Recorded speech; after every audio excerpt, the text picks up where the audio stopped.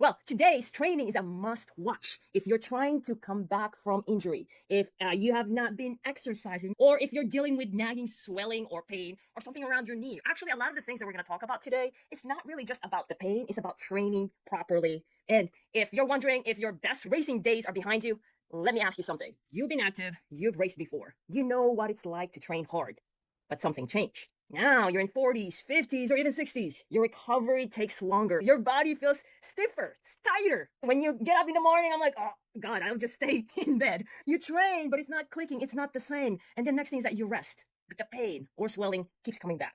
Unfortunately, some athletes had setbacks, and it could be an accident, injury, surgery, or life happens that they need to take months off, or even years of limited physical activity.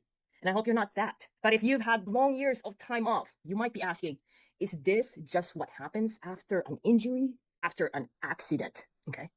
Well, today I want to introduce you to someone who asked the same question. After being off from training for 4 years, he could have let go of running. He could have said, well, it's been a while. Why do I have to do it? But he didn't. So here you go. Run comeback in your late 50s after knee swelling and spinal injury. How about finish 2 hilly marathons back to back? Yes. And then how about get it done in 5 months? Now, you could probably be thinking, well, I just want to go back to running. I just want to go back. I just want to finish. But what if I tell you that it's possible that you are not able to just come back stronger, but actually start seeing your paces go down, pain-free? How'd you feel about finishing that Sydney marathon? It felt really great after the long break. After my accident 4 years ago, I lost hope on my endurance sports adventure. It was tough. I have no total recollection, total blank out.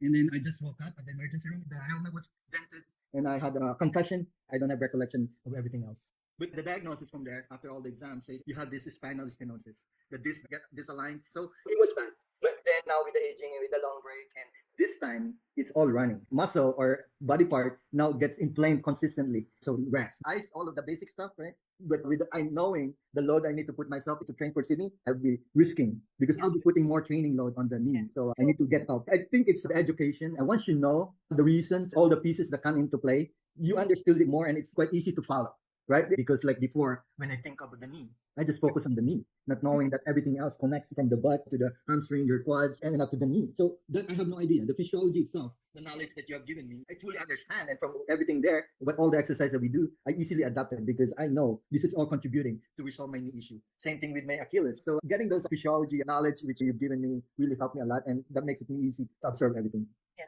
And I like that you're talking about how you were applying all of that. Like you were actually doing something, not just like knowledge in your head that you can't do anything with. What surprised you most, Hale, about the process?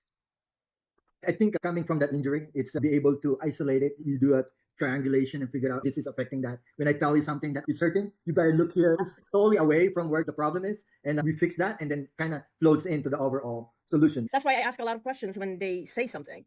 It's basically diagnosing the person because each person is different. For athletes who didn't know, I'm also certified in running in different organizations and then also injury prevention. So I had several courses where my classmates were physical therapists. They were doing continuing education and I was the only coach. And they asked, why are you here? I'm just fascinated by the body and I like to solve problems. I want to help our athletes. Yeah, I think it's really good to have a really good foundation. And that's what you brought me into check all the boxes. Even though I know I've gone through many years of training, but I only learned on my own. I learned from my peers, some coaches here and there, but nothing really formal. I can survive on that for some time, but if it starts compiling problems on things that we don't know, that's hidden, could be creating some problems on our body. Just get a really good foundation and guidance from a coach and really understand the overall picture, not just because we will just go run and run and run. It's okay up to short distances, but if you're going to go long distances, it's going to start compiling, and especially throughout the years. Triathlon, marathon, those things develop on many, many years. Absolutely. And actually, especially for athletes like you who just like to play and just do this physical activity and hang out with friends. You want to continue doing this when you're 50s, 60s, 70s, and 80s. I want to do this one. And then I like what you said also that not just a big picture, you want to find also the root cause and actually solve it and not just run. Yeah. Because you think, I like running, but when it starts hurting, it's not fun. And then we have another question from Drew. How long realistically can Hill improve from 9:45 pace to BQ pace 7:45 a year? We've had athletes who are actually at 10 minutes per mile and got their goal in 6 months to get the BQ. Based on my experience, some of the athletes actually start getting scared of the pace. Like when you say sub 8, 7, when I give them workouts, they said, Coach, when I saw that workout, I was scared. And basically they said that because they were scared of getting hurt. Okay. But they didn't. And the main reason is because we built it up with the body maintenance.